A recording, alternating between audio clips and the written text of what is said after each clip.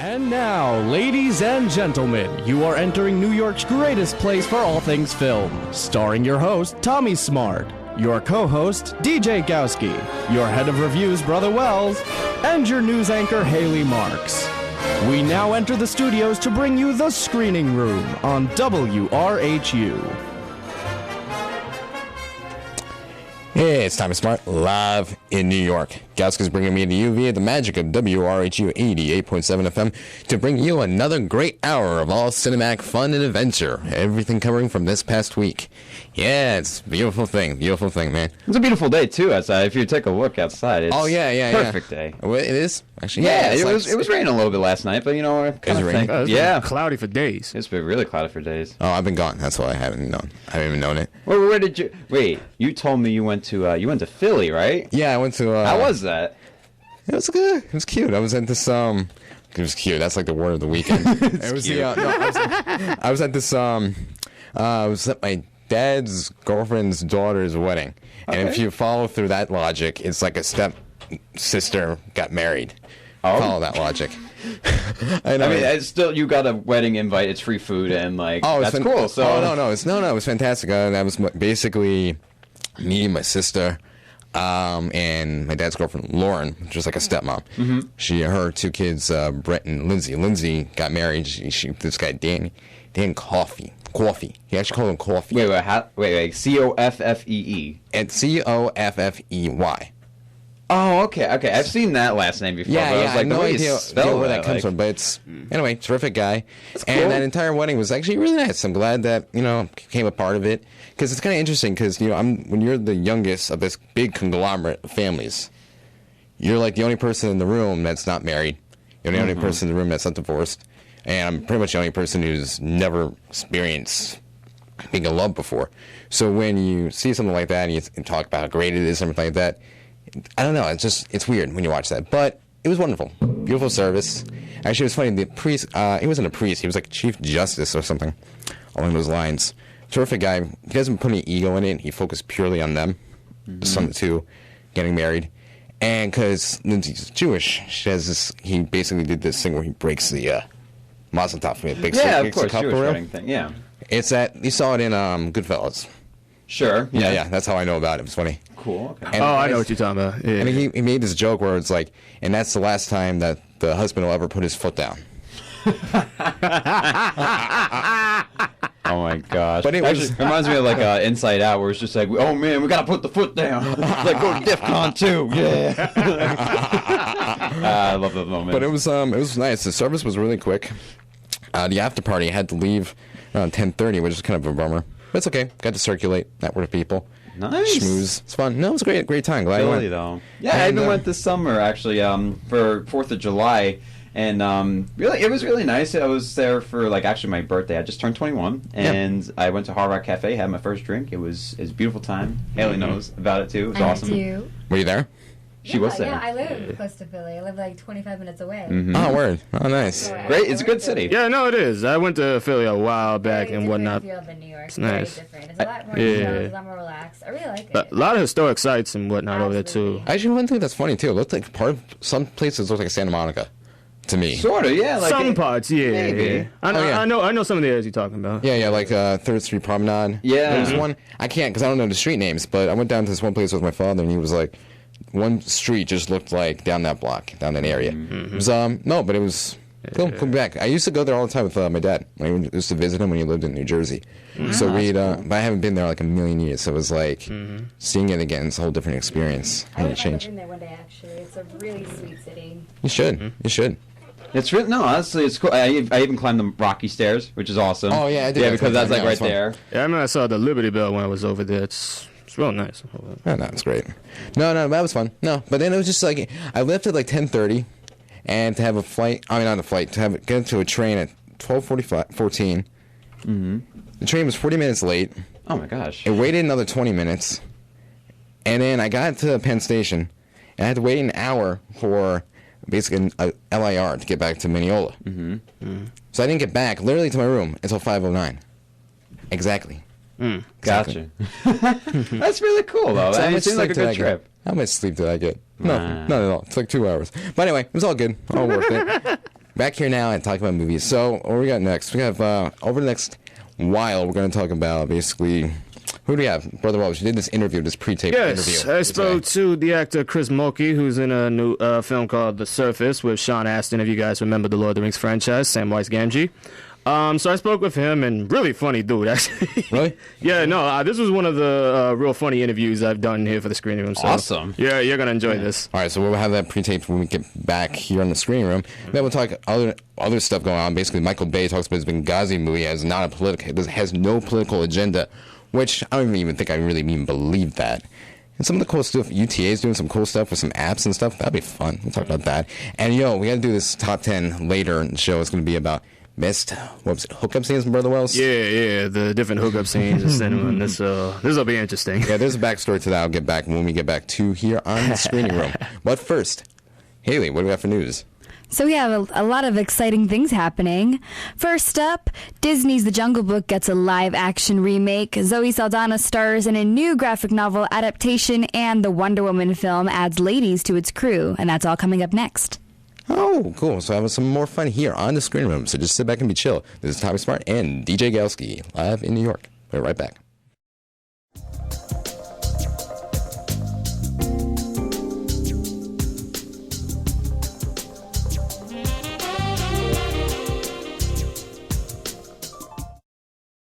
The bare necessities of life are coming to a theater near you. Following the growing lineup of live-action remakes of Disney films, the 1967 Disney classic, The Jungle Book, is getting its own live-action adaptation.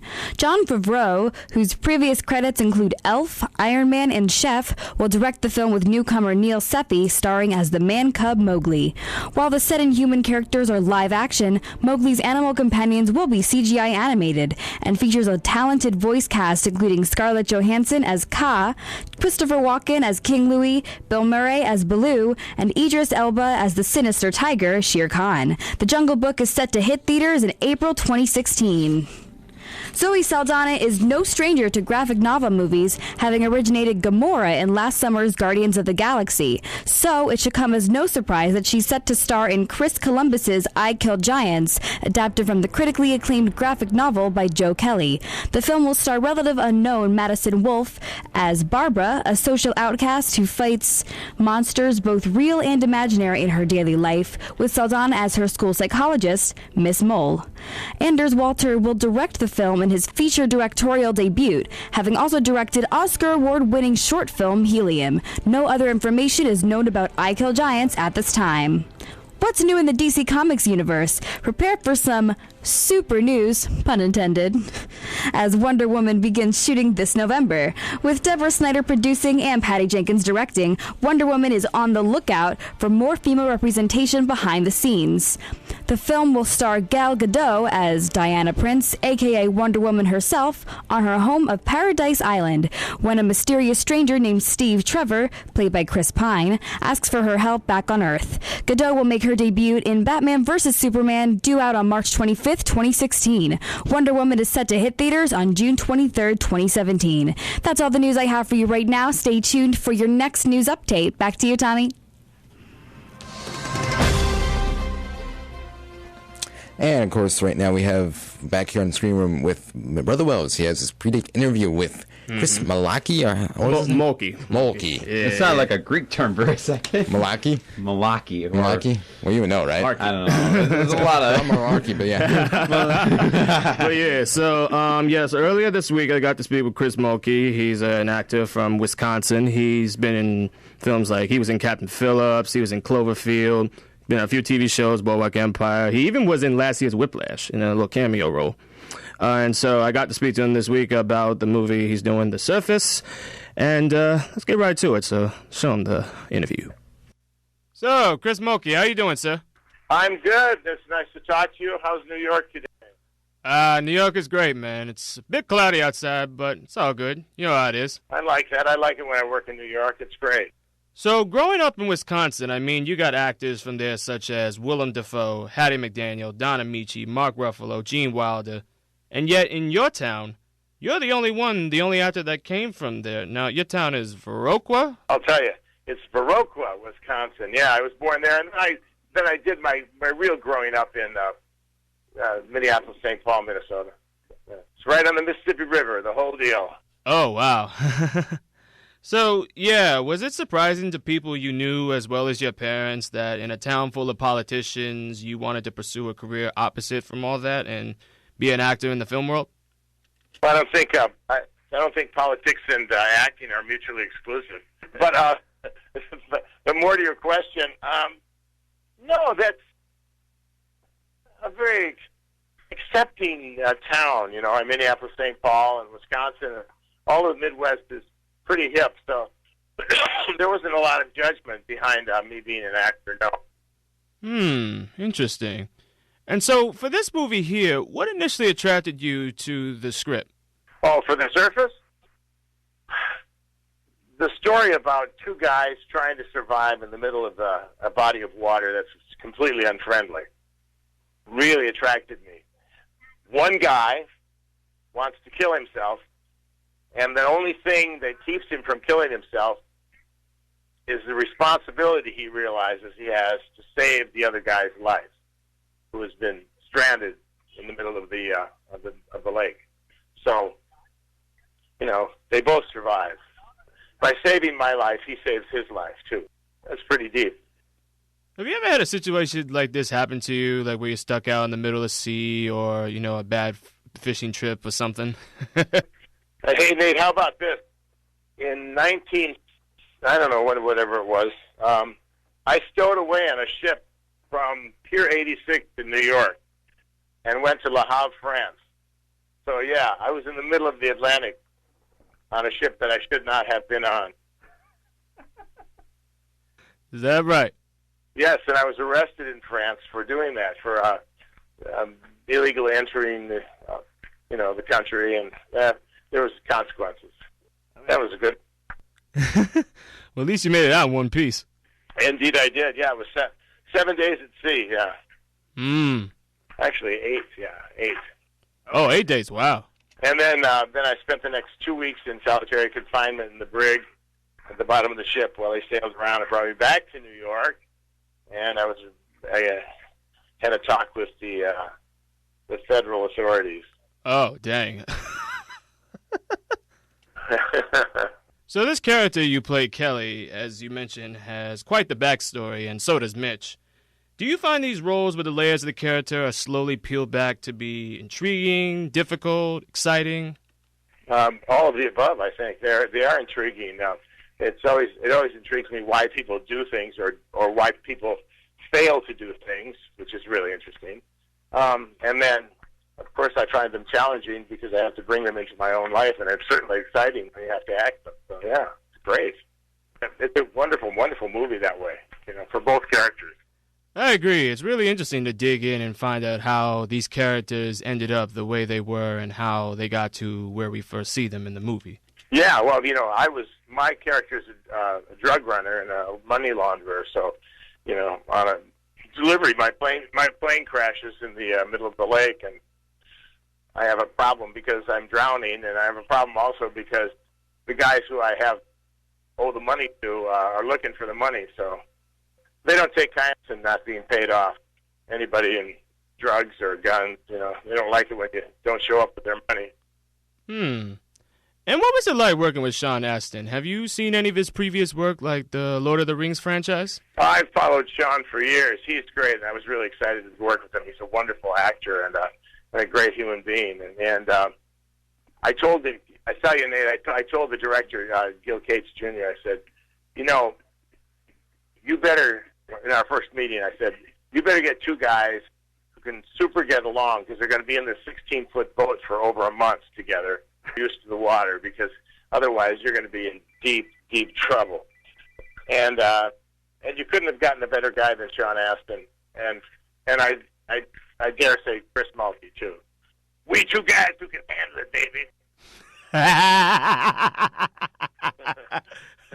Were there any really crazy days on set? I mean, I'm imagining something had to have gone wrong out there. I mean, if a camera fell into the water or something. No, a camera never fell into the water, but one day a big swell came up, and we were in the middle of the lake, and we lost our moorings, and so we had 4 boats all tethered together, and their lines broke, and so all 4 boats were close to crashing into each other, and then separating, and then getting tangled, and oh my God!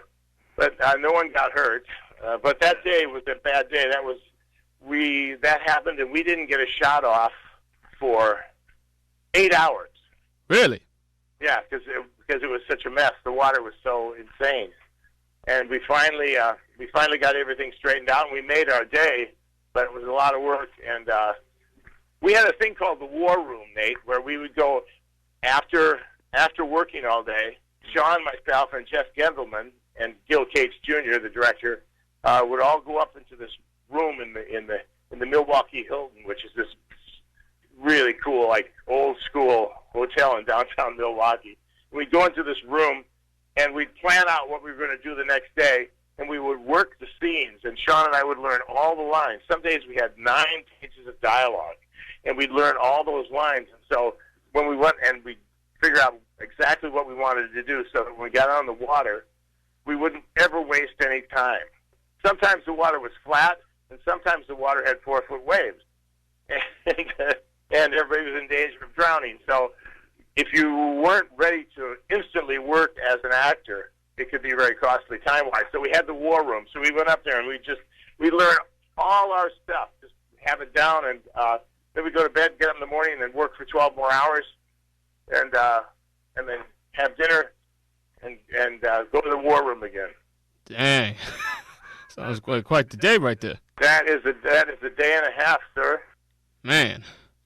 So throughout your career, you've had such an impressive resume. I mean, Captain Phillips, Boardwalk Empire, Cloverfield, The Purge, Twin Peaks, Justified.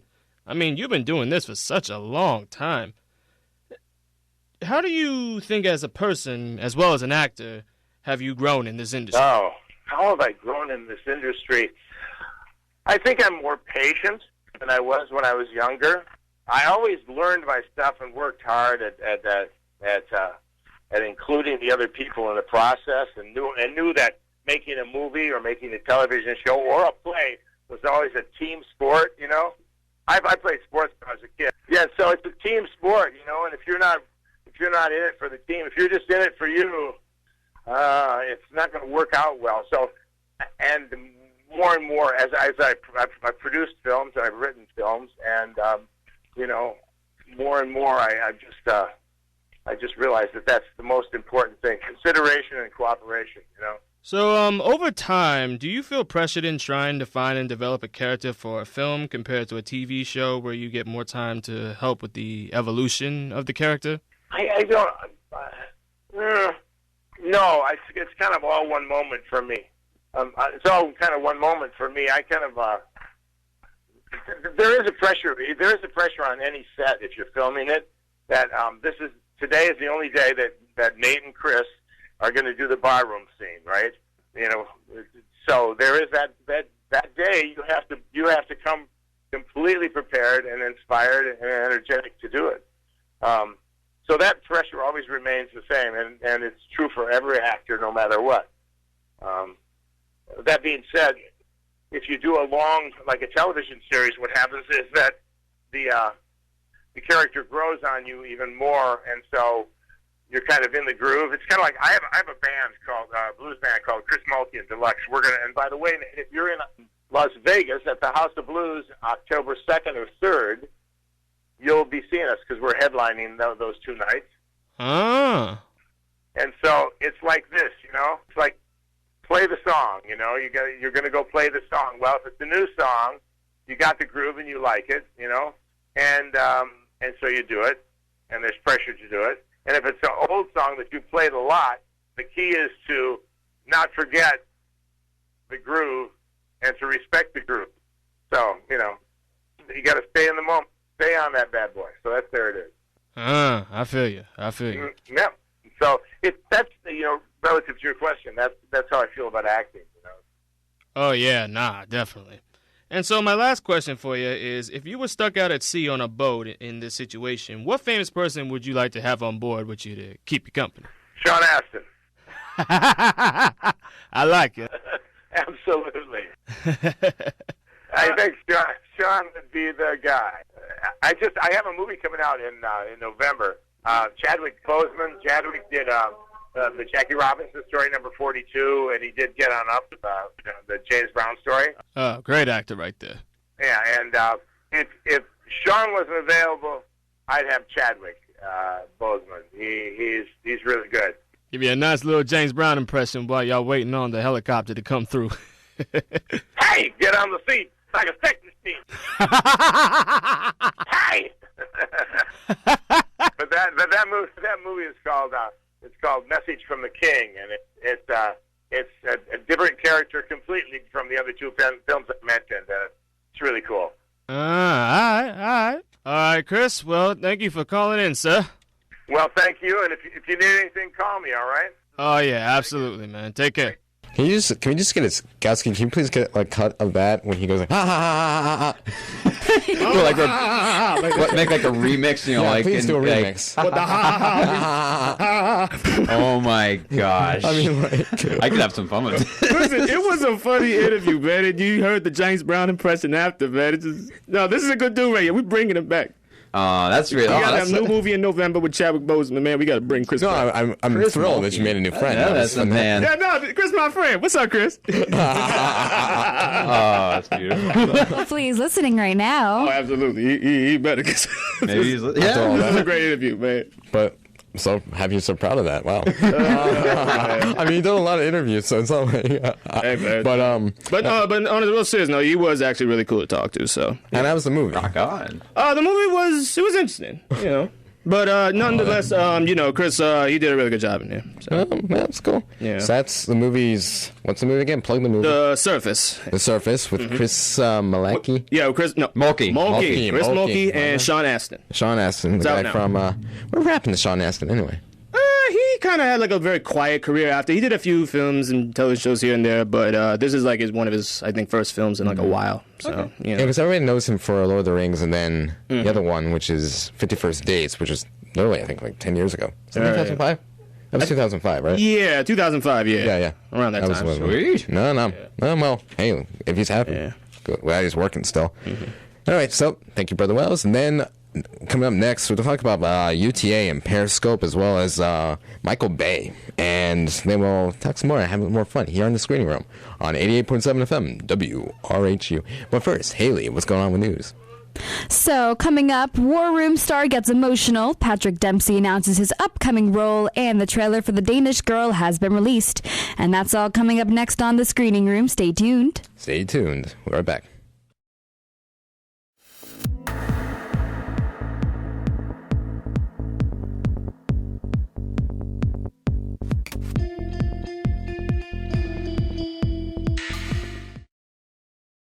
A Hollywood newbie sobs on her first day of filming. Priscilla Shearer is making her debut in the film War Room.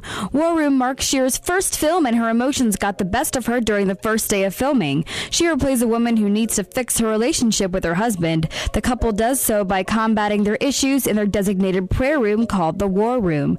Shearer was cast for the role over A-list actresses, as she is a motivational speaker and a Bible teacher. Shearer says acting is the complete opposite of being in front of a large crowd.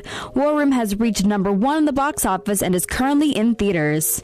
Patrick Dempsey joins the Bridget Jones franchise. Dempsey takes on his first role after Grey's Anatomy. The actor, known for his McDreamy status, joins Renee Zellweger and Colin Firth in the third installment. Not much has been revealed about the plot, but the film will be based on columns written by Bridget Jones creator Helen Fielding. The Danish Girl trailer has been released. Eddie Redmayne, best known for winning an Oscar for portraying Stephen Hawking in The Theory of Everything, is now taking on the lead role in an upcoming film called The Danish Girl. Redmayne takes on the film of Lily Elbe, in one of the first in the world to get gender reassignment surgery. The Danish Girl hits theaters November 27th. That's all the news I have for you right now. Stay tuned for more news straight from Hollywood. Back to you, Tommy.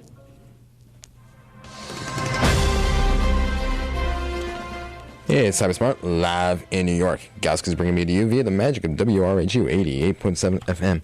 So, of course, a lot of stuff going on around Hollywood and stuff like that. And one thing I got really into recently, I told you about this, Gauski. Yeah. I was like, with these talent agencies, I looked into them more.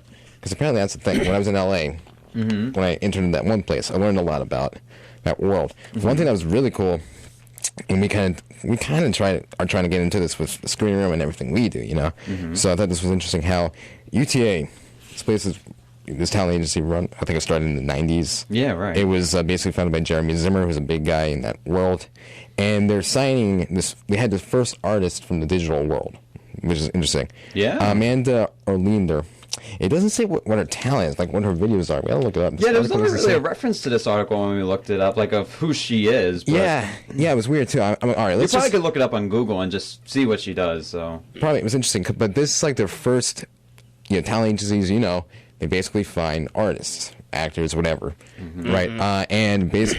But today with social media, there are a million different outlets where people can showcase their talent through social media. And this thing, I never heard about this before. It's Periscope. What is that? I never heard of that. Periscope's really cool. I love looking into apps and technology and stuff. So Periscope is actually like live streaming, live broadcasting from your phone. And a lot of people like around the world, they kind of like broadcast it to their friends. Let's say like a friend goes to Italy and they want to show where they are, like by a mountainside, or like they're in the city, or like they're doing something really cool.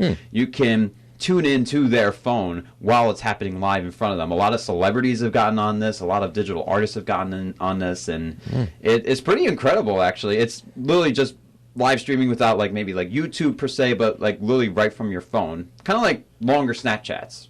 Oh, word. But like seamless video. Oh, so it's like Snapchat, only longer. Okay. Yeah. Snapchat, that only lasts about a couple of seconds, right? Sort of, yeah, in a way. But the thing is, you could tap in while it's happening at the same time. So it is different from Snapchat. Oh, cool. That's incredible, though. Again, I wish she's gained about 250,000 followers and more than 300. This is what the article says. Hearts for her live videos. You have hearts on this thing? It's probably Periscope the same thing hearts. as a like on Facebook. It's exactly like doing hearts on like Instagram. Yeah. Oh, like I love. Yeah, like I love what you do. I like what you do. I love you, man. I love you, man. Exactly. But I mean, I'm just really into that because it's like I know that UTA tried to do this, like scour the internet. Like there are people who agents that actually their jobs were to go on YouTube and find talent. Everything like that. People like I feel like people on Snapchat, Vine, Periscope, and YouTube, biggest digital artists of the age. And they actually, right after that article, there was a top 25 digital artists. It was her as well as some other big people on like Vine and everything. And it's crazy how people get this presence just from doing simple videos. They could be like 6 seconds long on Vine. Like they could do blogs on, blogs or vlogs on YouTube about like stupid stuff, and like next thing you know, it's like, hey, you're famous, and people like you. Which is funny because it's like back then it used to be that you had like, for instance, if you were a comedian, you had to go on Johnny Carson, and if Johnny Carson liked you, then your career was set. But I mean, that's because everybody watched Johnny Carson. Not everybody's watching the same thing all the time. So even TV shows, people watch at different times because they're just like, oh, I missed like the first season of Breaking Bad. Oh, it's okay, I'm going to catch up on AMC, on Netflix. So like not everybody's watching the same thing. Like so many different social media outlets that are basically tugging away at you for your attention. So doing this is a great idea. Just like going out and scouring the internet for talent. That's cool. Like this is, and I'll leave this as the last note for this article. This will definitely be the future, one of the futures of digital technology and totally. like how people use apps and everything. It's like I said, it's really incredible in the fact that you could be anywhere at any time, tell a story. You're literally your own journalist, that's the best part about this. You're your own journalist, and people will get interested in the story. I love how that it's like your own journalist. Now you don't even need journalists to tell a story. Just random people tell a story now. It depends. Hey, if it's interesting enough. I mean, that's crowdsourcing. That's called citizen journalism. Oh, I know. I just think it's funny that citizens are even taking away the journalist's job. Now don't worry, Haley. I'm out of a job, guys. Hey, not quite yet. You could really find something really interesting. You're set. So that's Gee, awesome. Thanks. Feels so much better. So good job. Sorry, Haley. And good job, Amanda, for that. So that's cool. That's in Hollywood Reporter if anybody wants to check that out. All right, we have to talk about Michael Bay real quick. And then Michael Bay, he's got this new movie, 13 Hours, based on the Benghazi scandal or happening, or the Benghazi events. And all right, here's the thing. All right, me personally, it was gonna happen. It was like a 0 Dark 30. Right after Bin Laden was killed, they were gonna make a movie about that. Fantastic, great for you guys. But then, I mean, me, with how many scripts I read about like based off a true story and true events, I get kind of sick of it. But I like this stuff, JFK. I like political thrillers; they're fantastic. Oliver Stone's great at them. With this one, no political agenda. You really want me to believe that? No. Everything has a political agenda. JFK had a political agenda. I mean, even like the movies back in the 70s were about like two kids smoking pot. That had a political agenda. Everything has a political agenda. Of course, you're going to make a movie about a political agenda. No, you're either going to make this movie basically just to, all right, Hillary Clinton, since she's the one who's got all the press, all the bad press about it, they're going to make this movie, try to either brighten her up, make it not her fault, or make it more exciting than it actually was, to take the attention off of it. I don't believe you. It sort of comes timely, I mean, with everything going in the Middle East, the Iran nuclear deal and everything, and just what we've went through the last, several years or whatnot, Oh, yeah, since Middle Eastern politics, it's been going on for decades, but I mean, particularly the war on terror and everything like that. It started in the war on terror in the 2000s, but Middle East with Bin Laden and everything like that since the 90s. And this happened back in 2012, so I mean, this wasn't too long ago. Oh, no, it wasn't too long ago. But I don't know. But what, for the movie itself, and by the way, side note, for the movie itself, it's kind of cool. They're not looking for A-list actors and everything like that. They found someone who doesn't have the baggage of all that celebrity gossip. They want someone who can really just play a good part. Yeah, I mean, there's going to be probably some breakout performances in this one. I mean, the only really notable name is John Krasinski from The Office in here. Other than that, you got a... Right. Toby Stevens. Actually, he sounds familiar. It's Toby Stevens. He sounds familiar. That Max, what's his name? Also sounds familiar. Max Martini? Yeah, Max Martini. I love that name, Max Martini. Can get myself a Max Martini. It's like Chris Mulkey, before. Chris Mulkey. Yeah, but that's not a drink name. Yeah, that's true. Could be a drink name. Yeah, very funny. Name it after. Just tell him it's we found a new drink for you at the bar. I'll get a Mulkey. One Mulkey, please. That'd be funny. It'd be like cherry on top. What was it? Gowski Cosmo. Cosmo. Yeah. A Gowski Cosmo? Yeah. A Gowski Cosmo. Yeah, I was talking about this. I'll have a Gowski Cosmo. It's funny. I like those drinks. I'll be honest. With a side of lime. That's why I named you after. It'd be like Brother Vodka. Brother Vodka. And then it'd be Yo. That's the joints you give at church. Wait, what about Tommy? Tommy Whiskey? I don't know. Smart choices. Smart choices. Yeah. Smart choices. That'll be the book that'll come out. That'll be the book about drinking. About drinking. That'd be great. Hey, I'll just put it out on the Unispan. Everybody, just copies of it out on the Student Center. People love it. I love the tangent we just went off of. Oh, no, it's beautiful. But then again, all right, well, okay, good for you to branch out. Michael Bay, hope you do well with life and everything is great for you. I'll see your movie, but at the same time, still, I don't believe you. No more Transformers. Oh, no more Transformers is right. All right, when we get back, we're going to, what movies are we going to review? We're going to be reviewing Sleeping with Other People, The Perfect Guy, and The Visit. Oh, The Perfect Guy. That'd be so cute. Anyway, Haley, what we got for news? So, tragedy strikes during production of Tom Cruise's latest action film. Star Wars Episode 8 is on the hunt for their leading actress, and James Franco produces his own independent comedy. That's all coming up in your final news update. Anyway, when we get back, we'll have more fun here on the Screen Room, so just sit back and be chill. We'll be right back.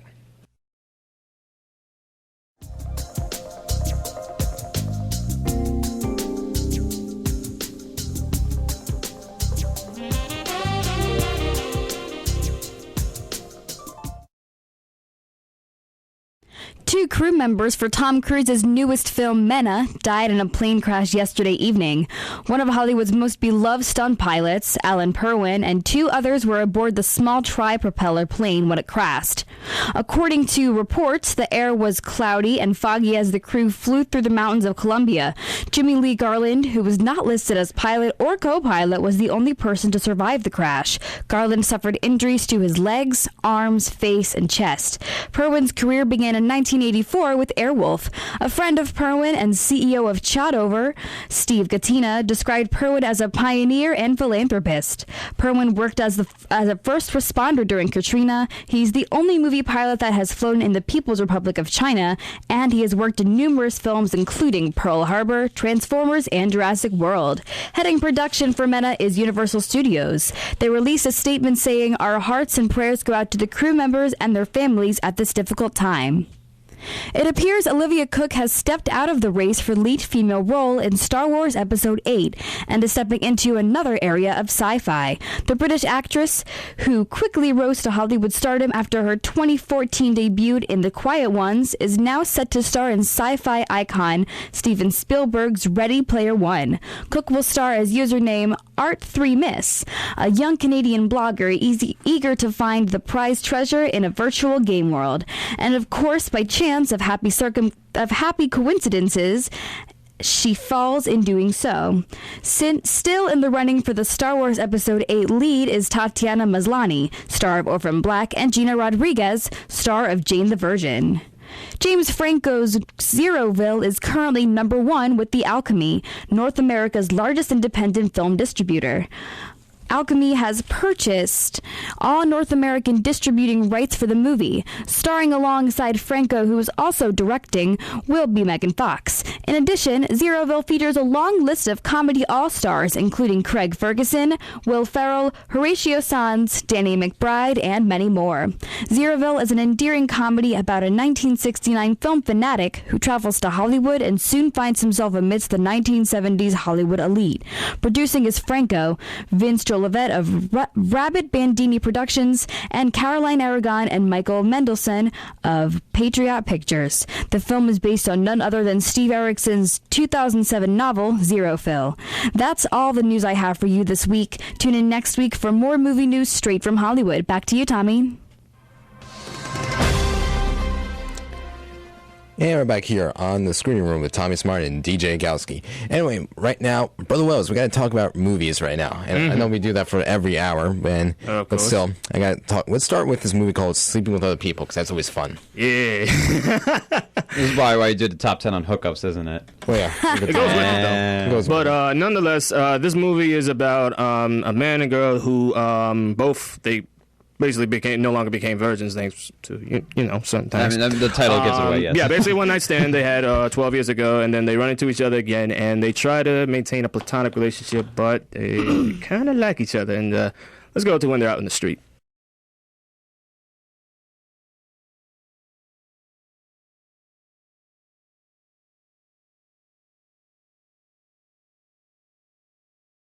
One thing I just got to say, too, is that Alison Brie, she was in Mad Men. She played Vincent, I forget the actor's name, Vincent, a guy that played Pete, who was the younger accountant there. And she always played, I want to say, like, she always wanted to be, like, I don't want to say ditzy, but, like, the rich, basically, wife of an ad man. But she was, like, the only character. I remember that Matthew Weiner said that he wanted, if he could meet any of his characters today, like after, like where they are now in life, it'd be her.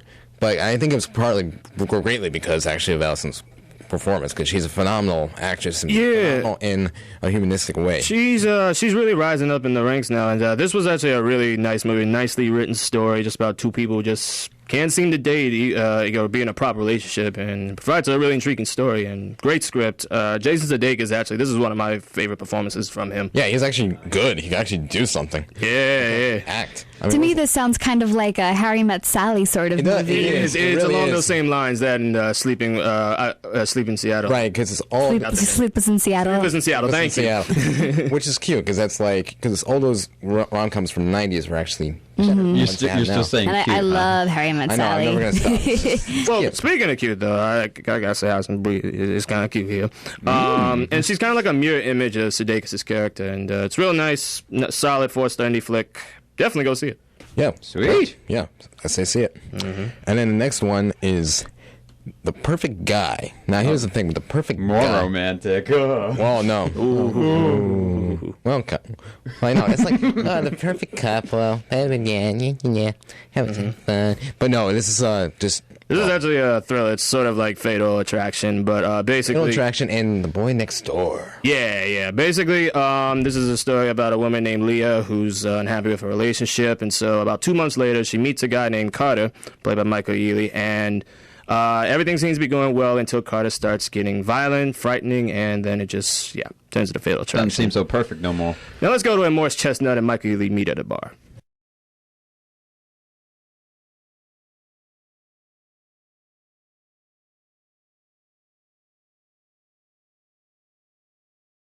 So again, the biggest problem with this picture, and why I say totally just skip it, is just because if anything else, this is a perfect example of really a bad script. It's just terrible. This garbage. was horrible. I mean, this was absolutely one horrible. problem with it is just that you realize how you need to develop. Right. In the exposition, you got to basically set up the motivation for characters to want to change and take on. We have seen this done so many times. Oh, yes. This has no sense of freshness, no creative direction. I mean, Not realistic. Not realistic. I mean, we've seen this where a girl meets a guy who turns out to be crazy, or the other way around. It happens every day. And just terrible acting for Morris Chestnut. Michael Ealy only had really like one scene where he really kind of got the chills, and that was when he was under the bed and he's looking straight at the camera. But other than that, I mean, and that's not even him. That's just like the camera work. Right. But other than that, it's just like it doesn't really get at you at all, and the editing was really bad. Actually, scenes kind of went a little too fast in here, and just there was a lot of poor directing. Hence no development. Hence no sending motivation. Skip. Terrible. Garbage. And I guess, and the last one, M. Night Shyamalan. Yes, he's still around. Mm-hmm. He is actually trying to prove that he can still make great films. Mm-hmm. Is that possible? Because the last great movie he made was back in 1999. That was about, 16 years ago? Yeah. But what's it called? The Visit, right? Yeah, so The Visit is basically about these two kids, Becca and Tyler, who go to meet their grandparents after their mom goes out on a cruise ship, and they spend the weekend over there. Becca's filming the whole thing, and basically they start seeing that their grandparents are acting a little weird. Let's go to the clip.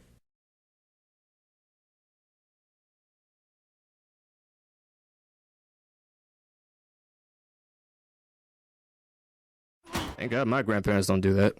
Your grandparents still alive? No, unfortunately.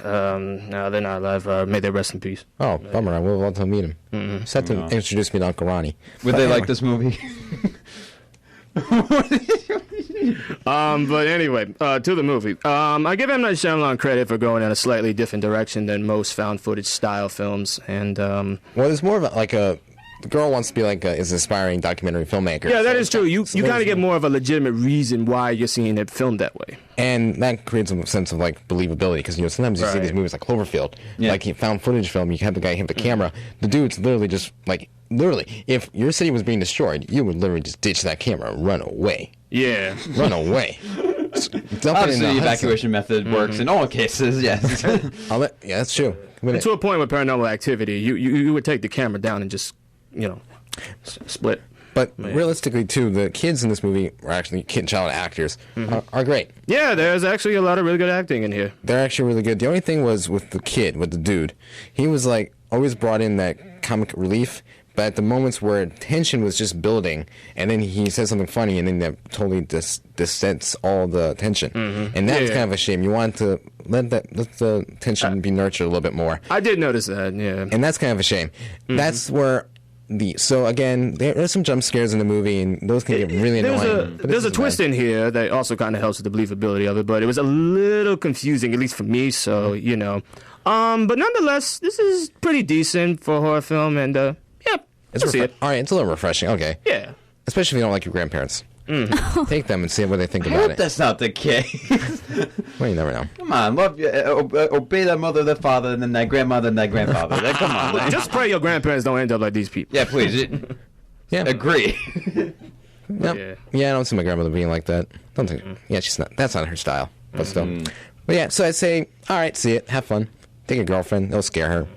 She'll be glad. You'll be glad she did. You'll be cuddling. Yeah, I'm cuddling later. Have fun. So that's what happened. That's what we thought about what happened in the movies. Let's see what you guys did. Haley, what's good with box office?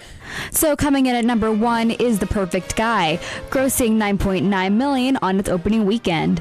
Next up is The Visit, grossing $9.2 million on its opening weekend. And in third place this week is War Room, grossing $2.1 million this weekend and $33.9 million overall. At number 4 is A Walk in the Woods, grossing $1.4 million this weekend and $16.7 million overall.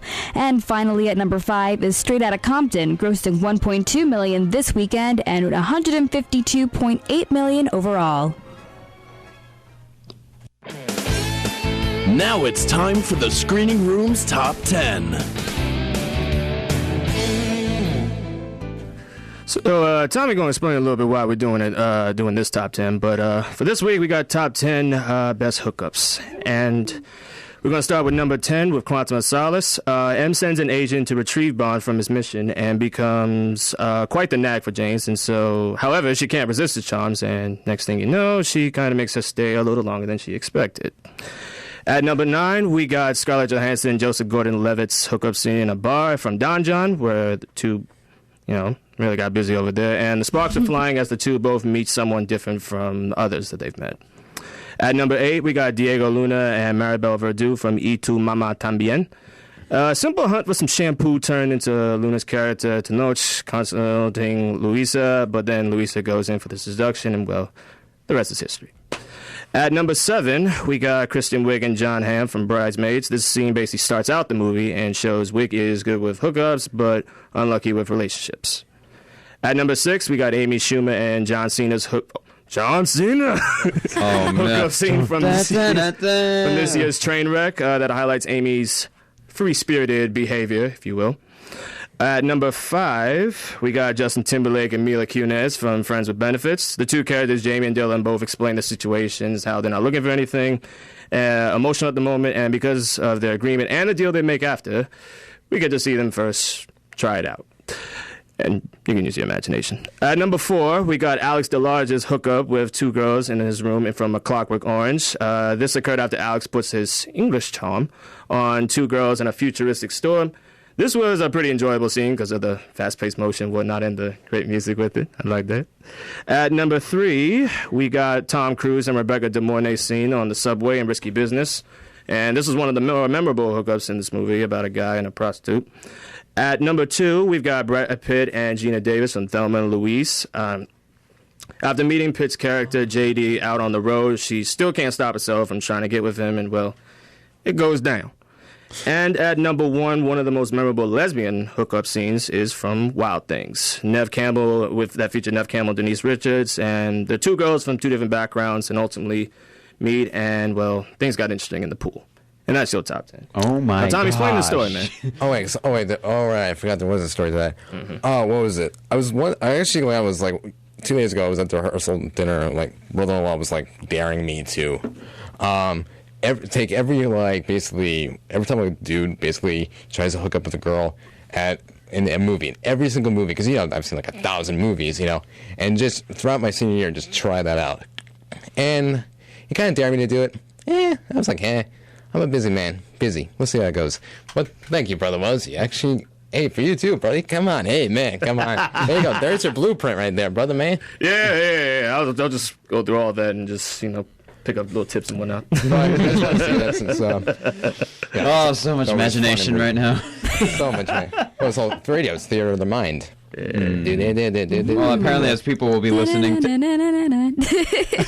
If you start listening to this... Twilight Zone. I want you to really open up your mind, and I want you to really imagine what you could do with all the possibilities. Oh, it's great stuff. Get zen, everybody. Get zen. Yes. Get zen. I'll teach you how to meditate. It's good for the human body. No, remind me later how to teach you how to meditate, because that's... Yes, Tommy has promised to teach me how to meditate. Cool, we'll do a rap. Something. Oh, excellent. De-stress. Anyway. Namaste. It's about... Yes, hot taco. It's 10:58 to the hour, and we got 2 minutes left. What are you talking about tacos, man? What are you talking about? I'm hungry. It's in the morning on a Sunday. Sorry. Why tacos, though? Of all the things in the world, why tacos? I don't know, just the first thing that came to my mind. You're going to end up like that cat on your shirt, man. You keep thinking of tacos. This is not a taco. This is not a taco. No, that's what you're going to end up with. Maybe he would like some tacos. Little fat cat and whatnot, which is a little DJ mix set. the one eating the whole box of pizza. Oh my god! I love Pusheen Cat. Cat. If you go on Facebook, they have all those fun stickers. This is just one I found on Hot Topic, and I'm just like, is that in the shirt? Cat with the unicorn or whatnot? Yes, that is my favorite one. Yes, the Unikitty. Kind of like a neon cat. That's what it's called, a Unikitty. Spirit animal. Neon unicorn. Something. Why talk about kitties? Because of his shirt, the Pusheen Cat. Well, catch up with the conversation. That's funny. It's good. It's good. That's gorgeous. All right, so it's gorgeous. Well, all right, now it was 10:58. Now it's 10:59, and Botch is next with her great old polka show, which will be fun, exciting, and everything like that. Anyway, right before we wrap up here, I just want to say again, Dan and Lindsay, if you guys are actually listening, like I asked you to. But it's okay. You can check this out on the the screening room, WRHU.com. Will be posted later. Mm-hmm. And, of course, our newest, latest, and my greatest creation, Screening Room TV, where you can watch us in all our great morning glory here at Sunday at 10 in the morning. And I'll be up on our website soon. That'll be fun. Yes, definitely. We get the live visual element. It's kind of exciting. It's really exciting, honestly. Oh, it's exciting. Come on. It's gorgeous. Come on. It's beautiful. It's huge. Awesome. But the be fun. Anyway, check that out. That'd be fun. It's huge. And of course, we're about out of time right now, so tune in next week for another exciting episode of The Screening Room with Tommy Smart and DJ Gowski. This is Tommy Smart, king of the movie business, signing off. And remember, tune in next Sunday on 88.7 WRHU FM. You just left The Screening Room with Tommy Smart and DJ Gowski.